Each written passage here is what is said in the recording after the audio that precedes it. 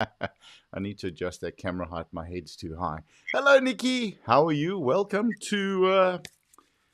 back. How was your week?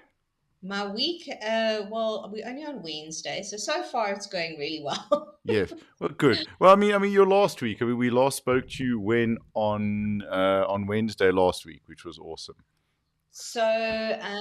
My week has actually been really amazing. As we mentioned, I think in last week, is that my book launch is coming up, and books were only meant to be available. Wait. One more. Hold on. I mean, that's how proud I am. Come on. Yeah. You. Well, Okay. books were only meant to be available on Friday in store, Okay. and turns out that they landed a little early, and some shops had some books already available on shelf. So I got a few messages, and so far the feedback has been amazing. So like it's getting real and exciting and terrifying and all of that stuff all at the same time. So, like, books are out and books are available for the public. They can go and buy them. They absolutely can. Stores have got limited stock because it Mm, hasn't properly landed. But yeah, they've had like between 3 and 5 books available at some okay. exclusive books. Yeah. Okay, awesome. So at the exclusive books, primarily in the Johannesburg area I think they've landed in Cape Town now as as well. well. Okay, epic. So get there, get yours, get it done quickly. You said you were charging 8,500 rand to autograph a book, and Absolutely. Absolutely. Nick, can I tell you, I excellent. just got a message, someone Yes. saying I can't connect. It's only showing past stuff on your page. I don't know if you want to check that. So if they go over to for those who are they on Facebook or on YouTube? I think YouTube. Okay, so if they go, we are live to YouTube now for sure. So if they go to my page and Okay. then just go click on the live section, that'll come up now. I'm just pulling in to have a look. Yep, session is live and one person is watching. Awesome. So, all right, groovy. So it'll see, they just click on at the very top, Nikki Munitz live and lessons from recovery, which is I'm actually going to change that to coffee and conversations with champions. So very, very cool. Okay, so let's talk about the book launch while we're waiting for people to come on board and ask questions. I know you. Well, I hope you have done what you do so well and bully people into coming on and asking questions. You know, I there's absolutely have, but I'm not sure there's many people like you and I who at this start time of day. crack of dawn, Yeah. um, which is okay. Everybody's different, and that's allowed. But yeah, Really? Is it? I don't care. That's something we should still help people work on. I mean, there's nothing wrong with a 3:30 start in the morning. listen, even that's early for me. We just before we go and chat about the book, um, we very very successfully ran a maniac group starting at, you remember that, 4:30, huh? And I you do. 4:30 to 6 in the morning. It was a great group of guys. So next, tell us about the book launch. It's coming up on the 13th of September. Is that right? Right, before I tell you about that, Okay. let me tell you Yes. that 4:30 a.m. group like got me through some really difficult times in my life. And Sure. so a huge gratitude to you that you found a whole bunch of psychotic people and stuck us all together and created a friendship network. Yeah, Yeah. it's awesome. It was very, very special. And I think that given given an option or a choice, most of them would have elected to make it the 4 a.m. group. And 7 days a week instead of And six. correct, you're on 7 days a week instead of 600%. No, but also thanks to you. I mean, you brought a wonderful energy to that group, and we have some very special people who are part of that. Yeah. And yeah, so 100%. All right, Right, book book launch. launch. Dun dun dun. So Thunderclap. There like we the go. build up to it all has been really exciting and Mm, we're learning so much. Obviously, Alka and myself have never done anything like this before, and we're learning how it all works. And got some feedback from somebody yesterday who had bought the book and read it. Someone I don't know, so it's mhm. not biased feedback, I hope. And they just said that it was such an like well written, easy to read content was great, and they read it in a day. Sure. I Fantastic. couldn't put it down. So that's really exciting. And in the same breath, like the content is quite hectic. My life was not straightforward and simple, and there's stuff in there that was it was difficult to experience. It was difficult to write, and I'm assuming for some people it'll be difficult to read. Right. Um, I think we got one set of feedback from a guy yesterday who was like, fraud isn't your jail isn't enough for someone who commits fraud. I'm not really sure if he wanted me to be shot or hung or whatever, but it obviously brought up some strong Mm. emotion um, for someone, and I would imagine it's going to do that for many people. Yeah. But I think that's such a valid point, because someone's reaction to you or someone's reaction to us has got very little to do with who we are, right? It's got everything to do, it shows everything for what that person is going through, what's affected them, what's important to them. Absolutely. And all of us have our own experiences that created the framework of who we are. Yeah. Um, I think if you can get to that point where you learn not to take things personally because you understand that that person's experience is impacting them, not necessarily you, you're probably winning at life. Yeah, absolutely. I think that's like one of the, like you reach a bonus level when you can sort of live your life like that. Absolutely. So we talk about the book launch. It's going to be at Exclusive Books Rosebank. Correct. On Wednesday, the Okay. 13th of September, Mm-hmm.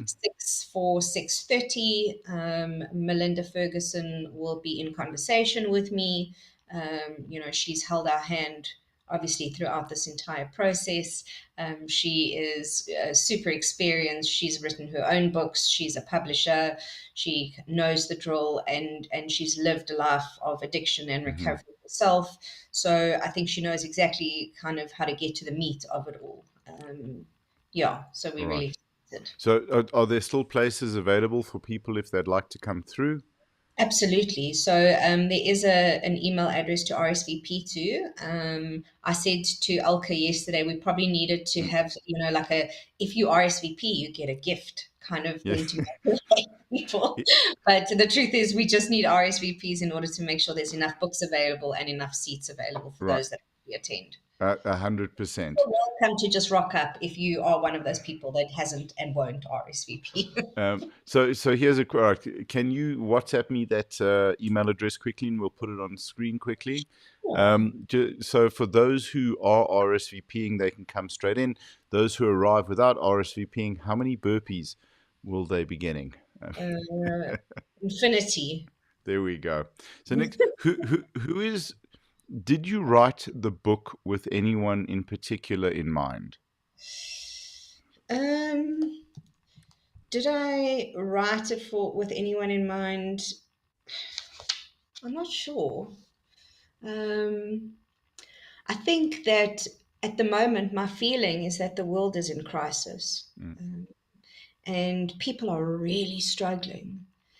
And my vision for the work that I do, and of course, the book being part of it, is to help people step out of the storm and to be able to like understand that they are not part of the storm, that they're separate entities, and you don't have to be sucked into this, and I think people don't have the knowledge or the support in order to do that, and I'm hoping the book will provide some of that, because we're all caught in storms all the time, especially when we're triggered in some way, Right. and I think the book is aimed at anyone who's struggling right now. The actual content information, your story won't be the same as mine. None of our stories are the same.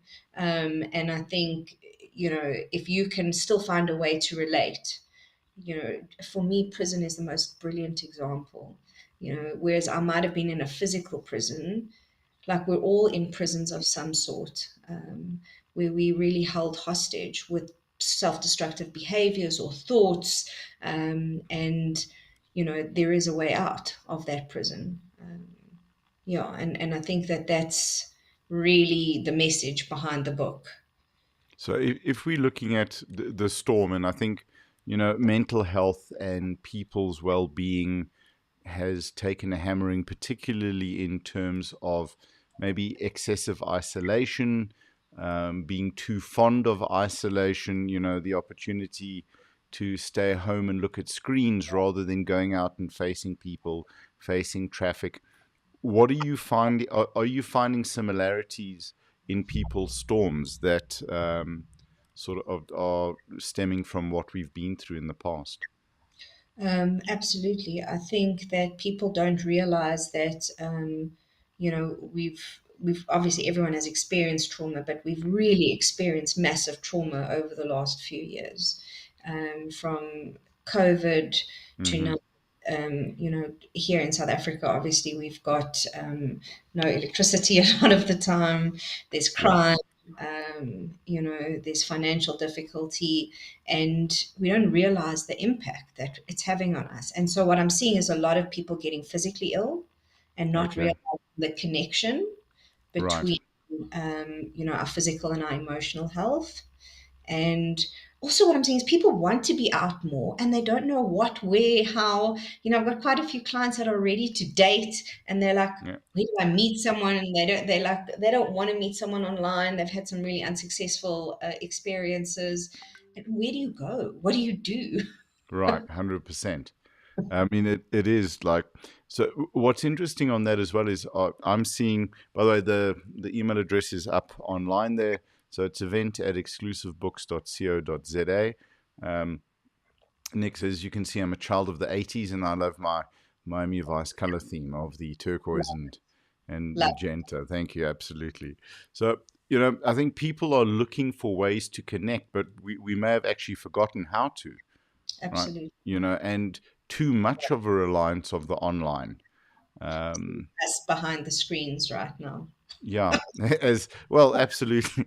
Yeah, it has its definite advantages, and it's an interesting thing because with the gym, we boomed online at the beginning of lockdown, and then when everything reopened, the number of clients slowly wound down because people were looking forward to getting back at the gym, into the physical gym.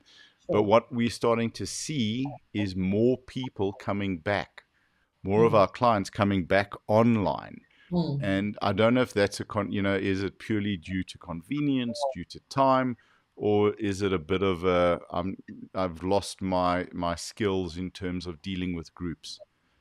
I think it's probably all of the above. I also have experienced that in my practice. People were really like wanting to get back to seeing me face to face, and probably less than half actually transitioned back into face to face, and they decided to stay online. Right. Uh, I do think it makes life easier. You don't have to kind of deal with traffic or, Mm. like worrying you've got to lose more time in the rest of your life in the, travel time. But I also find in my practice, working online makes me more tired Yeah. behind the screen. I have to work harder to connect with people. And I think like we don't take that into consideration. Duration.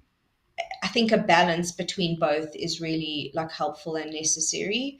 Mm. But yeah, I think we don't know how to interact so much anymore. We live these pseudo lives on social media. I always, I used to tell my clients, we used to get those e-cards on Facebook, and one of them, because we used to talk about rehab romance and how Mm. dangerous it was, etc. Yes.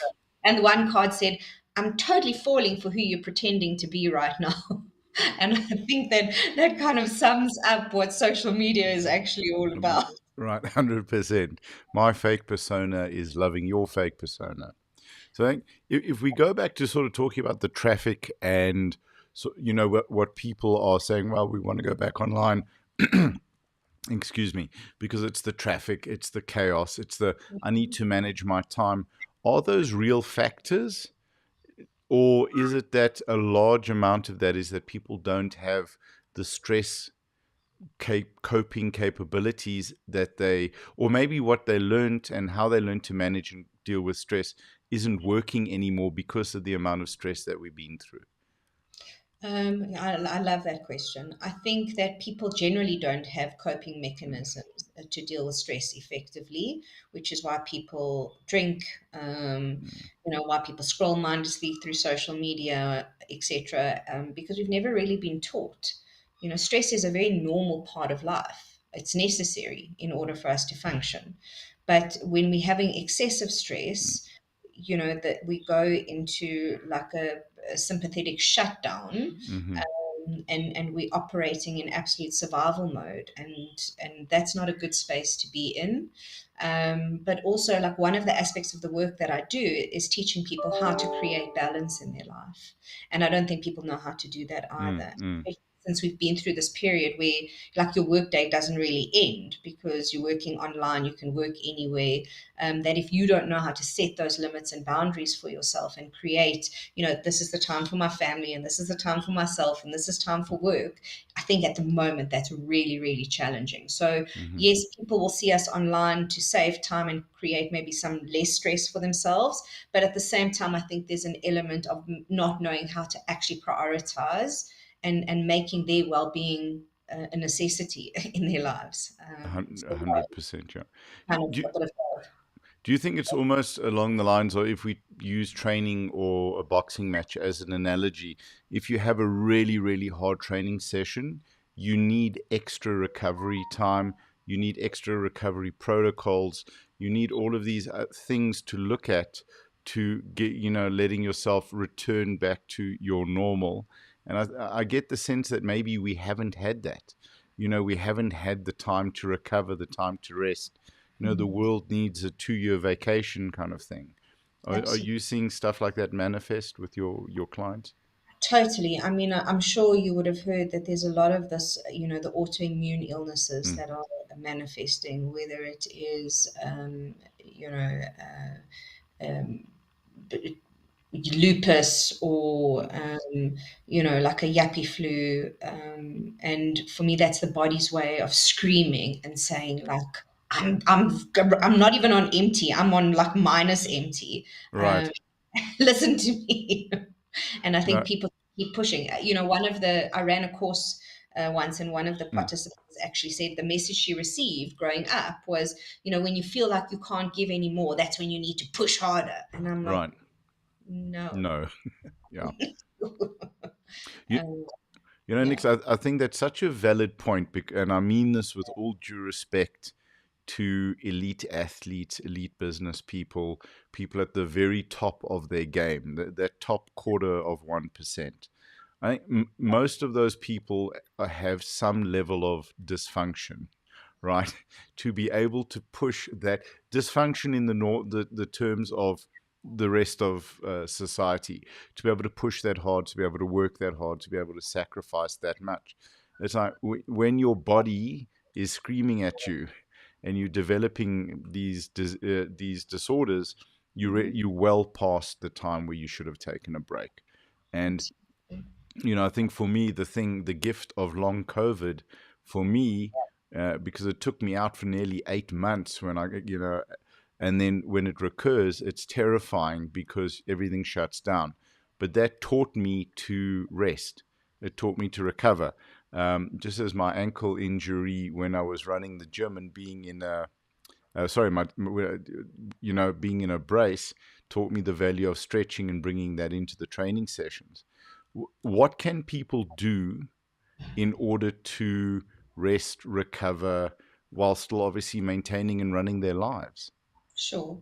So I think that, it's about learning to be present and actually listening to your body, because your body is an Mm. incredible, it's a vessel, and it talks to you, Yeah, and it will tell you something quite gently. And we need to practice learning to listen then instead of waiting for it to scream at us. right. Uh, and so it's sometimes little tweaks. If you'll see here, I look like Robocop at the moment. Like, for me, it's about listening to that. So I feel a slight, like, tinge, and then I'll Mm, go to the chiro, and I won't not go to gym, but I'm going to take it super easy. mm, mm. And so it's about learning to do that. And if I don't, I'm going to be completely out. So it's this practice of just learning to, like, be present. People think meditation is hectic. It can be 10 minutes, even 5 minutes of just checking in with yourself, doing a body Yeah. check, being able to hear, like, what is actually going on with you. And we're also really quick to medicate things away, whereas Mm, actually stuff is really happening for a reason. Your body's communicating with you for a reason, one. And number two, if I have a cut, Whether I put a plaster on or whether I don't, my body's going to heal by itself. Yeah, absolutely. Yeah. But it can heal a lot quicker. And I think I'm just checking for WhatsApp messages on the number that we gave out, and and people can comment as well on YouTube and on Facebook if they have any questions for you. The thing with sort of that strap on the arm, right, and going to gym and not going to gym, you understand through listening to your body that the value of a chilled, relaxed, easy session is far more valuable than not going and giving 100% recovery. So, Correct. and how did you get to that point? I mean, how did you learn to listen to your body? By not listening. Yeah, correct. Yeah, I know. Don't make the mistakes we did, please. Yeah, Huh? I mean, I think that I've spent most of my life disconnected from myself, which is why, like, I took drugs in the first place, and going on this hunt to try and find ways to pacify Mm, myself. In actual fact, all I needed to do was listen to me. And that's really what we all crave, someone to listen to us, isn't it? yeah. If I'm saying I'm tired, I want someone to say, "Are you okay? Can I get you something? Like, what do you Hmm. need right now?" But I don't offer that to myself, Right. which is the biggest problem. So, I mean, that is such an incredibly valuable point because one of the things I think every, let me start with this with myself as an example. I was looking for love desperately. And, because I learned very early on as a child in some very challenging situations that, I can get love. What I believed was love was, approval, people liking. But if you're being abused and people are liking you because they can abuse you, that's not love. But you learn that's what love is. And then you go after abusive relationships to try and replicate that. What I found is that I am my best friend. I'm the one to care for me. I'm the one to bring me, put my feet up and bring me a cup of tea, that type of thing. And I know you've realized that as well. How did you learn that? How did you unpack that? How can people understand that the most valuable relationship is with ourselves? The relationship we have with ourselves, it's the one relationship that's with us from the time that we're born until the time that we die. And Yes. it's the relationship we absolutely neglect. And it's simply because we've never been taught the importance of the relationship with ourselves. We do spend our lives trying to get people to treat us in a certain way or love us in a certain way, when in actual fact, it's our responsibility to model how we want to be loved. And how do I model that? By loving myself in that way. If Sure. I'm not respectful to myself, if I don't give myself the time of day, how can I expect that from someone else? Right. 100%. So how do we have that paradigm shift though? How do we start that process? So that's why I love the work that I do and the Mm, self-esteem work, because the course that I did in prison, which for those of you that are going to read the book, will see that I got introduced to self-esteem in prison, mm, and that was the best gift I've ever received in my life. I really believe it's the holy grail, and I found it, and I'm very happy to share it with everybody else. And the woman who designed the course, who is my mentor, my supervisor, who helped me design the self-esteem course that I now mm. offer. It's around, she was a nursery school principal for 40 years Sure. prior to like career transition. Hmm. So she created a way to engage with self-esteem from the time, obviously, that when we didn't get it, which is as children. Mm, And so the work is really practical, easy to do, not easy to in the sense that we have to overcome the programming in our head, but it's not hard work. mm, It's a lot of like repetition. It's to overcome the pathways that have already been well walked on in our brains. We now need to create new ones. And the exercise around love is the most beautiful one, because it's love is a verb. mm. Love is Yeah. about action. And so Yeah. how do I action love towards myself? And I mean, a lot of social media says, "Oh, we'll have a bubble bath," and yes, okay, maybe having a bubble bath might be something nice that you can do for yourself, but love is way more than that. And if we Mm, think about how we love other people, I listen to them, I respect them, we have trust in our relationship, we communicate. Those are all exactly the same things that I need to be offering to myself. And so it's about getting some guidance on how I can do that on a practical level. Right, 100%. And I love your analogy about the bubble bath, because it's like, that's also like motivation, because motivation is a warm bath. It's great when you get in, but if you don't keep topping it up, it's going to get cold and uncomfortable. And I think, these are things that need to be practiced every day. They are Absolutely. simple. They might not be easy because that negative self-talk jumps back in there, right? And it's like, do you really deserve this? Are you good enough? Are you that? And I think maybe the easiest way for me was like, hey, look at what I'm wanting to do for other people that I want to get to love me. I'm going to do that for me, Mm. you know? That is really tough because we're not Yeah. conditioned that way at all. Mm. We're taught to either want it from other people or to be giving it to other people. Yes. So we're really having to push like this massive override switch in With how we're conditioned. 100%. It's how do you, I mean, if you're speaking to parents, which I know that you do, where, particularly with kids that are struggling, how can parents change that or break that cycle where, how do we teach our kids to love themselves? By loving ourselves. Okay. Yeah, there you go. As you said, you can't expect if you can't, for yourself. So that's it. What do you touch on this in the book? Love is Mm. massive. Yes, it comes up in the book. We also have, I've got an ebook on my website as well that Hmm. you can download, and it kind of gives you some broad overview and some insight. But like, I really think ideally we want to get some help and guidance around it because, I worked with a social worker previously who helped facilitate. My husband adopted my children, Hmm. and she was explaining about love. She used to work in an orphanage Sure. and importance of love, the necessity that we needed like oxygen, like Mm. Yeah. in order to survive. And one of the things she also said is that our neural pathways is like a path in that's been so walked on, the grass doesn't even grow there anymore. Hmm.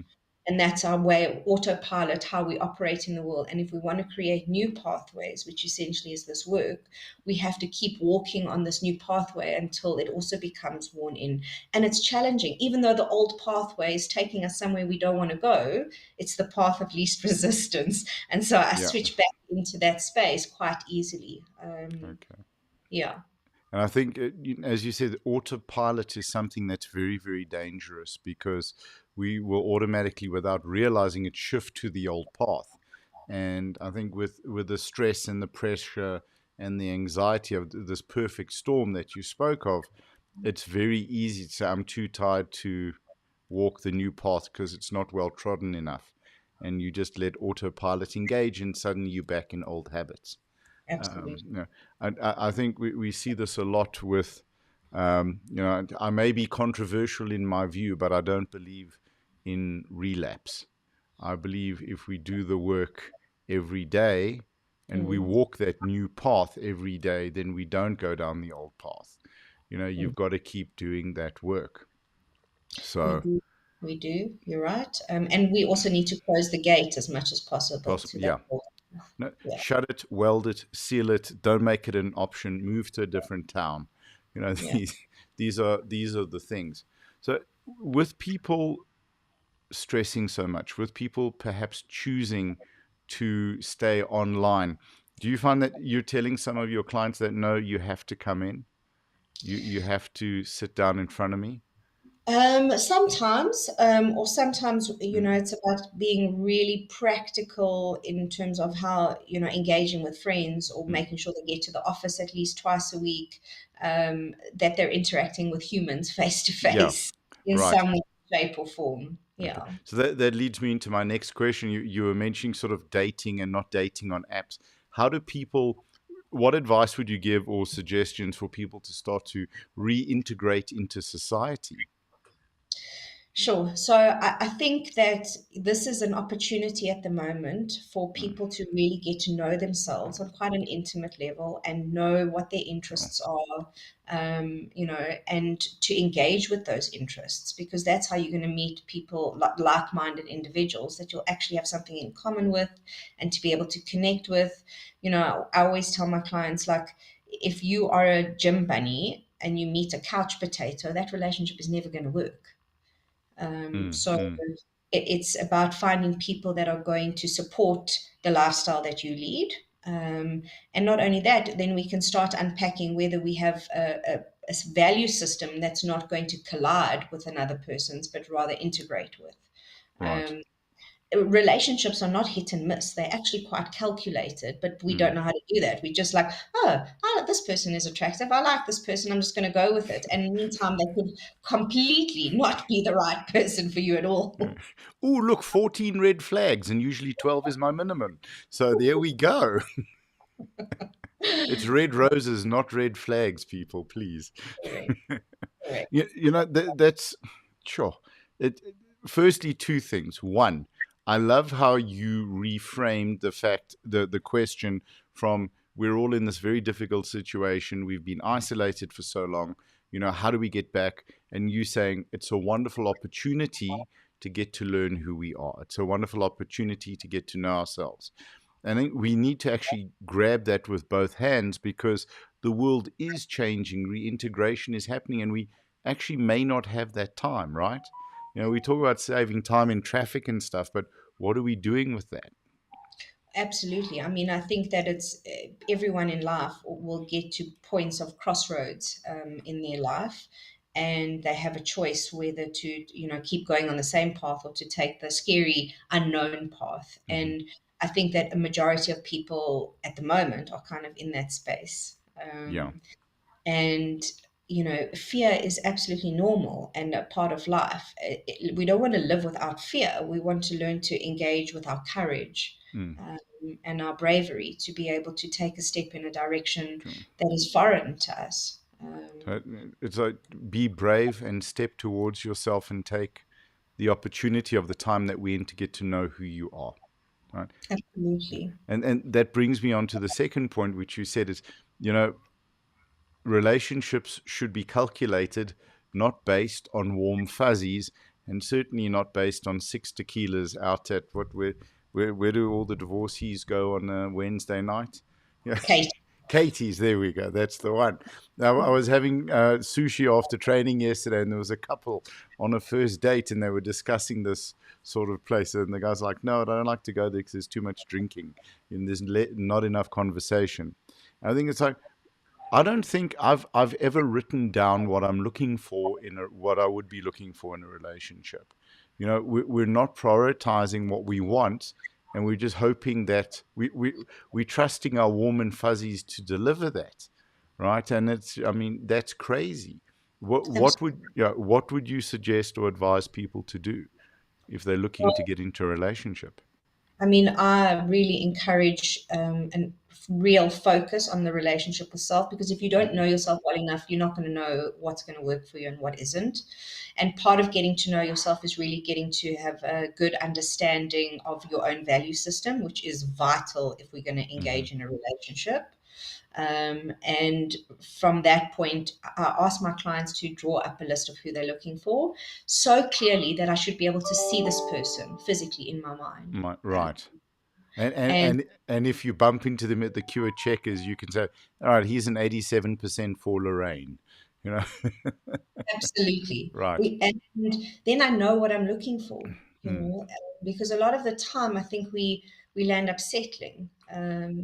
This person's prepared to give me 20% of what I'm looking for. I'm going to take it because right. we are so desperate for love. Yeah. When in actual fact, if I took responsibility for loving myself and filling my own cup, I wouldn't be so desperate anymore. Sure. Yeah. If I'm getting the love I need from me, I can be more selective, and so that goes back to what you teach and help people develop self-esteem, right? Absolutely. That's the wonderful thing. The Yeah. do people even know what they want?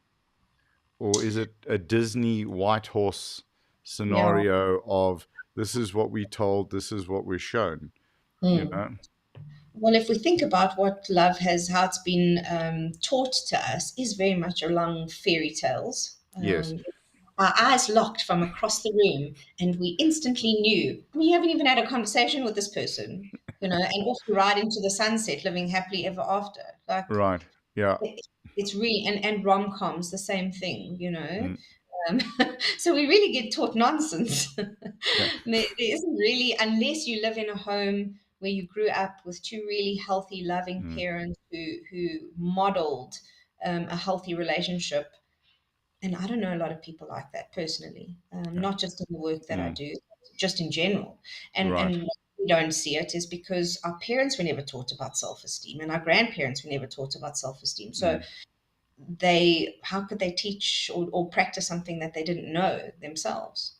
Yeah, it was very much the suck it up generation, suck it up, buttercup, or from our parents' generation, medicated buttercup, with recreational drugs and then prescription medication. And, I just, if I think back to my childhood as well, oh, there's a pill for everything. You feeling this, there's a pill. You feeling that, there's a pill. And we Mhm. don't take the time to do the work. I suppose those kind of things are, sort of emotional steroids, where they might help in the short term, but they don't help with long term development and maintenance, right? So, yeah, don't do the recreational drugs. Uh, okay, I think people forget recreational drugs were once upon a time like used for medical purposes. yeah, And then in the medical field, they were like, oh God, this is problematic. Let's not use it anymore. And use people were like, too late. absolutely, and then it gets banned, and then now you're breaking the top off a beer bottle to smoke it in cake. Perfect. It's crazy where where that basically leads. The For people to understand what they're looking for in a relationship, and this is a great topic, so I'd like to stick just to focus on this. What would you recommend? I mean, how do people sit down and write a list? Do they, and how do they know what they're looking for is really what they're looking for versus what Disney told them or what the romantic comedies told them, and that sort of thing? So, obviously, getting to know themselves already creates a good platform for Hmm. knowing the type of people that you're looking for. But we really unpack that list. Yes. So sometimes we forget things. I'll ask questions. So my clients will say that they're looking for someone who is funny and loyal, and I will ask, what about communication? How Hmm. important is that? You know, how important is whether they take care of themselves or not? How important is it that they have a good relationship with their own family? Hmm. How important is it that they like to exercise or they like to travel? Like the picture needs to be really clear because otherwise, one of us is going to land up sacrificing. Hmm. Um, and we think sacrifice is part of a relationship. No, negotiation is part of a Yeah. relationship, not sacrifice. And yeah, I mean, I know people that will get into a relationship with someone, and I will tell you, I don't want to have children, Yeah. even though the person is like, I really want to have children, and I'm still going to engage in a relationship with this person. We're not even on the same planet. Yeah. Do you think there's a lot of that? Oh, well, I can change them if I'm persistent enough. I know better what they want than what they really are telling me. That, and also, I'll give up what I want in order to make this other person happy. And wonder why 10 years down the line I'm resentful and Mm, unfulfilled, and our relationship is in a mess. right, 100%.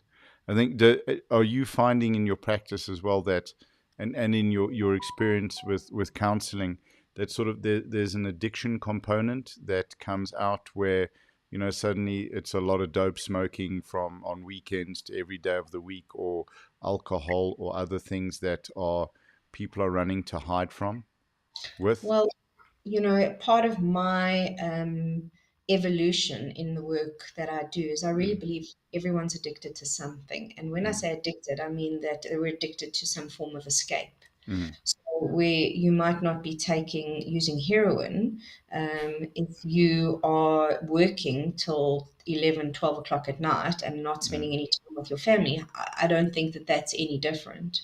And yeah, so I think there's a huge movement to avoiding one's own life in various ways, shapes, and Okay. forms. There, on the one hand, there's a new movement of people really engaging with their lives, that are Mm, kind of quitting their full-time jobs and finding ways to make money through travel or whatever it mm, is, and that's amazing. But the huge majority of people are still very much stuck in the old way of doing things and avoiding life. right. And as you said, medicating. Yeah. So whether I'm medicating with something behavioral, or whether I'm medicating with a prescription med, or whether I'm medicating with heroin, for me, it's all the same thing that's going to yield the same result in the end. Right. And that result is never really positive, is it? Because there's no self growth or self development in that. No. And the thing that we were talking about now, and the topics of, like, if we focusing on the relationship for this conversation, because it's always part of my plan. I mean, as you notice, I sent you an email that said every week we're going to have this conversation, and you were like, no. It's like, okay, fine, every second week. Is someone getting the book? Where Yeah. in the book, what should they have in mind when they read the book, if they're looking to help themselves solve or resolve some of these challenges in their lives? If we're sticking to the topic of relationships, Mm. I think that the And love, because I think, yeah, yeah. the theme that kind of runs clearly through the book are relationships, and whether not only romantic but also like just friendships and connections, and the importance thereof. I had angels throughout my life that I didn't even realize, because I was so stuck in the darkness. But you Mm. can see this thread that continued. There was always someone to hold my hand and guide me out of that darkness, and it was so, when we put the book together, it was really beautiful to kind of see it that way. And my Mm. evolution of the romantic relationship, of finding someone in rehab. He was very pretty, he caught my attention. He came from this wealthy family, and I was like, Mm. yes, I've hit the jackpot. No, but it's literally that I've hit the jackpot, meaning, wow, I'd never normally get someone like this. Absolutely. Mm. Right. And already, like you said, walking in on the back foot, because I'm thinking this dude is doing me a favor by being with me, Yeah. like, wow. Sure. And I often hear people say, like, you're punching above your weight. Mm. Like, no, no, if you're walking into a relationship with that belief, it's doomed.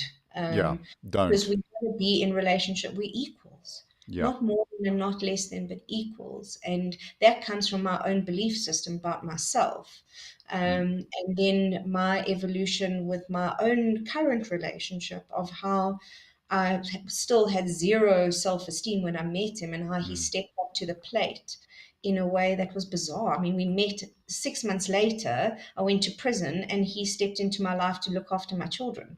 Yeah. Like, that's not, if I think back on that, it's bizarre, and such a gift. Mm. Um, and so I think what people can get from that is, you don't have to settle, and it's okay, Hmm. no matter how many mess ups you've had. And relationships are important, and you can choose. Yeah. If a relationship in your life isn't working, you can disengage from it, with friends, family, romantic, whatever. Mm. And for me, I'm completely detached from my own, like, nuclear and not nuclear, my biological family. I was actually chatting to Olka today that she already had a like feedback from one of my extended family members, Hmm. that how could she write this book all about herself? And I was like, well, that's what an autobiography is. Yeah, and also, given, yeah, that's exactly why I'm writing it, because you guys gave me all the material to start. You know. Exactly. And the truth is, I never really Yeah. spoke about other people, because if I air your dirty laundry, Mm. you're not going to feel very happy with me. Yeah, that's it. What can people expect reading the book, coming into it, and then Mm. leaving the book? Well, I think, in terms of the actual writing style, Elka wrote in a way that, even though it was my story, when I read her writing, I was like, wow, that's amazing. My So it's life, I'm epic. It's so good. Huh? so it's really gripping just in terms of writing Mm, style. The story itself is one, it takes you on a roller coaster. mm-hmm, Um, and I think if because when we read books and things, especially autobiographies, we identify with that mm-hmm. person. And I'm hoping that that identification is going to help empower people. That it doesn't matter where you are in your life, or what you've experienced, or what you've done, like you can come out of that, and you can come out like fighting fit, like Yeah. really to take on your life and the world in a way that's magical. And so it really, for me, instilling hope for everybody was kind of the aim of the game, and I really believe that we've done that. Mm-hmm. 100%. What lessons would you like people to take from the book? Not to judge. Mm-hmm. Mm, Others and themselves. absolutely. Self forgiveness and empowerment. Okay, that's awesome. That's very, very cool. Next, I think, and we can close out on that. If there's anything else you'd like to share, Um, no, just like really filled with gratitude for yeah, you, for this, for the book, for it's everything. cool. Well, listen, you're epic, and it's awesome. And I'm wishing you all the very best. I better send that email because I'm not doing burpees when I get there. That's for sure. So, Thank and you. yeah, for burpees on a slam ball off a box with the rowing machine. Oh, that and, language is like and my and nemesis. yeah, and a parking lot sprint with sleds. Okay, so there we go. Put it all together. Tires. Yeah, and 100%, and the tires. Jeez, fun times. Uh, Yeah, I just want to like so the book is launching 13th of September at correct. 6 p.m. for 6:30 That's at in Johannesburg. Yes, we yeah. will be in Cape Town as well, but we haven't finalized Okay, dates yet. epic. But for now, so that's exclusive book Rosebank. If you can get there, get there. Will there be a Q&A afterwards as well where you're going to chat to the public and people can There come and is talk to you? and a book signing as well. Okay, So epic. yeah, we'd love to meet you all. Okay. Nikki, it's an honor to chat to you. I love the insights that you share. And it's, you don't pull punches. You don't tolerate nonsense. You don't tolerate BS. Because I think you've seen like nonsense and BS costs lives. And sometimes that doesn't actually mean dying. It means living in with the consequences of telling yourself stuff that's not true. So I want to say thank you again. Congrats Mm. on the book. And we will definitely have you back because this has been too much fun. So I'll chat to you in a sec. I'm going to end the podcast now, the broadcast. Anything you'd like to finish with or add? If there's anyone who wants to drop in another message, please let us know. You can do it now. So cool. Awesome. All right. Lovely. Thanks, Okay. everyone. Ciao. Bye. Bye. Thank you everyone for watching. Next, I'll chat to you in a sec.